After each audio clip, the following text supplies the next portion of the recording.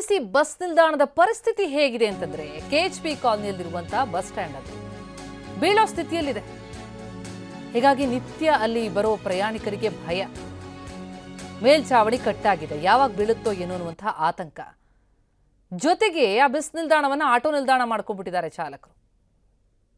ದುಸ್ಥಿತಿಯಲ್ಲಿದೆ ಬೆಂಗಳೂರಿನ KHP ಕಾಲನಿಯ bus ನಿಲ್ದಾಣ ಇದು. ಅಲ್ಲಿನ ಪರಿಸ್ಥಿತಿ ದುಸ್ಥಿತಿ ಬಗ್ಗೆ ಮಾತನಾಡಿದ್ದಾರೆ ಪ್ರಯಾಣಿಕರು. ಏನು ಹೇಳಿದ್ದಾರೆ ಕೇಳಿ.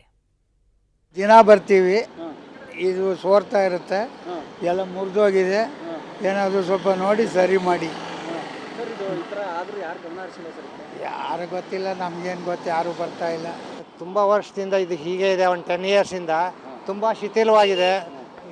ಜನಗಳು ಇಲ್ಲಿ ಕೂತ್ಕೊಳ್ಳೋಕ್ಕೆ ತುಂಬ ಹೆದರ್ತಾ ಇದ್ದಾರೆ. ಅದರಿಂದ ತುಂಬ ಅನಾನುಕೂಲವಾಗಿರೋದ್ರಿಂದ ಪರವಾಗಿಲ್ಲ, ಒಂದು 50% ಕರೆಕ್ಟಾಗಿರುತ್ತೆ. ನೆಕ್ಸ್ಟ್ದು ಗೊತ್ತಾಗಲ್ಲ. ಮಳೆ ಬಂದರೆ ತುಂಬ ನೀರೆಲ್ಲ ಕೆಳಗಡೆ ಸೋರುತ್ತೆ, ತುಂಬ ಕಷ್ಟ ಇದೆ. ಇದರಿಂದ ಆದಷ್ಟು ಬೇಗ ಜನಗಳಿಗಾಗಿ ಸರ್ಕಾರನ ಕಾರ್ಪೊರೇಷನ್ ತುಂಬ ಬೇಗ ಅನುಕೂಲ ಮಾಡಿಕೊಟ್ರೆ ತುಂಬ ಜನಕ್ಕೆ ಅನುಕೂಲ ಆಗುತ್ತೆ. ಬೆಂಗಳೂರು ಮಹಾನಗರ ಪಾಲಿಕೆ ಅನ್ನೋದನ್ನ ತೆಗೆದು ಗ್ರೇಟರ್ ಬೆಂಗಳೂರು ಅಂತ ಮಾಡಿದ್ದಾರೆ. ಆದರೆ ಈ ಥರ ಜನಸಾಮಾನ್ಯರು ಮಳೆಗಾಲದಲ್ಲಿ ಬಂದು ಕುಂತ್ಕೊಂಡ್ರೆ ಯಾರೋ ಏಜ್ ಆಗಿರುವಂಥವ್ರು, ಮಕ್ಕಳು ಸ್ಕೂಲ್ಗೆ ಹೋಗೋ ಮಕ್ಕಳು, ಬೇರೆ ಯಾರೋ ಕುಂತ್ಕೊಂಡ್ರೆ ಸೋರುತ್ತೆ.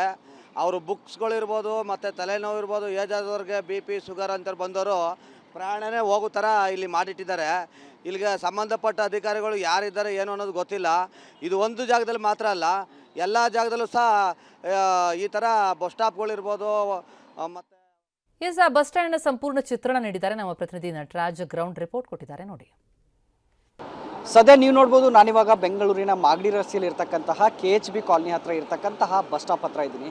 ಈ ಬಸ್ ಸ್ಟಾಪ್ ಕೂಡ ಯಾವ ರೀತಿಯಾದಂಥ ಒಂದು ಶಿಥಿಲಾವಸ್ಥೆಗೆ ಇಲ್ಲಿ ತಲುಪಿದೆ ಅಂತ ತಮಗೆ ತೋರಿಸ್ತಾ ಹೋಗ್ತೀನಿ. ನೋಡ್ಬೋದು ಎಷ್ಟರ ಮಟ್ಟಿಗೆ ಅಂದರೆ ಮೇಲೆ ಇರ್ತಕ್ಕಂತಹ ಮೇಲ್ಛಾವಣಿಗಳು ಎಲ್ಲವೂ ಕೂಡ ಇಲ್ಲಿ ಮುರಿದಿರ್ತಕ್ಕಂಥದ್ದು ನಮಗೆ ಕಂಡು ಬರ್ತಾ ಇದೆ. ಎಲ್ಲಿ ನೋಡಿದರೂ ಕೂಡ ಮುರಿದಂತಹ ಶೀಟ್ಗಳೇ ಇಲ್ಲಿ ಕಂಡು ಬರ್ತಾ ಇದೆ. ಸೊ ಇಲ್ಲಿ ಇರ್ತಕ್ಕಂತಹ ಶೀಟ್ಗಳು ಮುರಿದಿರೋ ಪರಿಣಾಮ ಮಳೆಗಾಲ ಬಂದಾಗ, ಮಳೆ ಬಂದಾಗ ಕಂಪ್ಲೀಟ್ ಆಗಿ ಇಲ್ಲಿ ಸೋರುತ್ತೆ. ಯಾರಿಗೂ ಕೂಡ ಇಲ್ಲಿ ನಿಂತ್ಕೊಳ್ಳೋಕ್ಕೂ ಕೂಡ ಆಗಲ್ಲ ಅನ್ನೋ ಮಾತುಗಳು ಕೂಡ ಇಲ್ಲಿ ಪ್ರಯಾಣಿಕರು ಹೇಳ್ತಾ ಇದ್ದಾರೆ.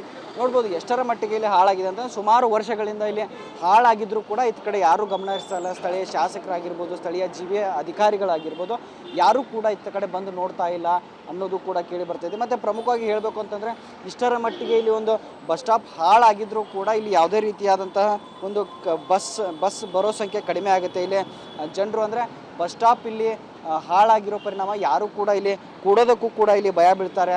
ಸೊ ಅನ್ನೋ ಕಾರಣಕ್ಕಾಗಿ ಎಲ್ಲ ಅಂದರೆ ಬಸ್ಗಳೇ ಇಲ್ಲಿ ನಿಲ್ಲೋದಿಲ್ಲ ಅನ್ನೋ ಮಾತುಗಳು ಕೂಡ ಇಲ್ಲಿ ಪ್ರಯಾಣಿಕರು ಹೇಳ್ತಾರೆ. ಬಸ್ಗಳು ಬೇಕು ಅಂತಂದರೆ ಬೇರೆ ಮುಂಭಾಗದ ಒಂದು ಬಸ್ ಸ್ಟಾಪ್ಗೆ ಹೋಗಿ ನಿಂತ್ಕೊಬೇಕು. ಇಲ್ಲಿ ಯಾರಾದರೂ ಬಸ್ ನಿಲ್ದಾಣಕ್ಕೆ ನಿಂತರೆ ನಮಗೆ ಭಯ ಆಗುತ್ತೆ ಅನ್ನೋದು ಕೂಡ ಇಲ್ಲಿ ಪ್ರಯಾಣಿಕರ ಮಾತಾಗಿದೆ. ಮತ್ತು ಆದಷ್ಟು ಬೇಗ ಇಲ್ಲಿ ಇರ್ತಕ್ಕಂತಹ ಬಸ್ ನಿಲ್ದಾಣವನ್ನು ಮೇಲ್ಛಾವಣಿಗಳನ್ನು ಸರಿಪಡಿಸಬೇಕು. ಇಲ್ಲಿರ್ತಕ್ಕಂತಹ ರಾಡ್ಗಳನ್ನು ಎಲ್ಲವನ್ನೂ ಕೂಡ ಇಲ್ಲಿ ಸರಿಪಡಿಸಿ ಜನರಿಗೆ ಅನುಕೂಲ ಮಾಡಿಕೊಡಬೇಕು ಅನ್ನೋದು ಸಾರ್ವಜನಿಕರ ಆಶಯವಾಗಿದೆ. ಕ್ಯಾಮ್ರಾ ಪರ್ಸನ್ ನವೀನ್ ಜೊತೆ ನಟರಾಜ್, TV9 ಬೆಂಗಳೂರು.